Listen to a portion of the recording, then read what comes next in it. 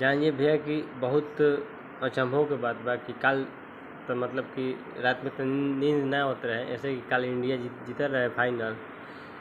हल्का फुल्का 2 बजे के बाद नींद लागल, जैसे लागल वैसे हमारे सपना में काबा काबा करे कि जौन बाटे कैमरामैन वाला मर्दा होकर आ गई। कहत बाबा हमारे संगे बड़ा अन्याय होता है। कहीं कारी भाई का होता है। कहता कि भाई हमारा मेहरारू के काबा के भूत धलल बटे, का कर कैसे जाई, कैसे कुछ उपाय बताओ।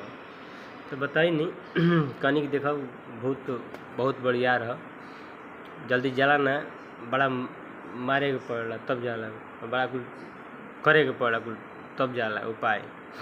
देखी बताइए वहाँ उपाय कैसे कैसे कहता हमारा से राती में सपना में कहत रहे। कैसे कहता है, हरे काबा काबा के धैलस भूतवा बोला न हम का करी हो।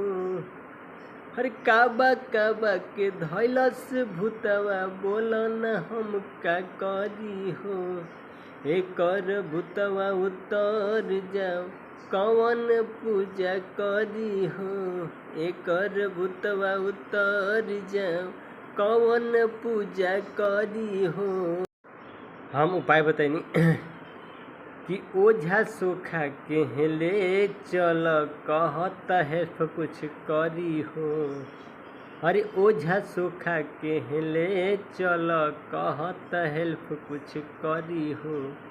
एकर भूतवा ओहि जे कुल जाई बबुआ उतरी हो।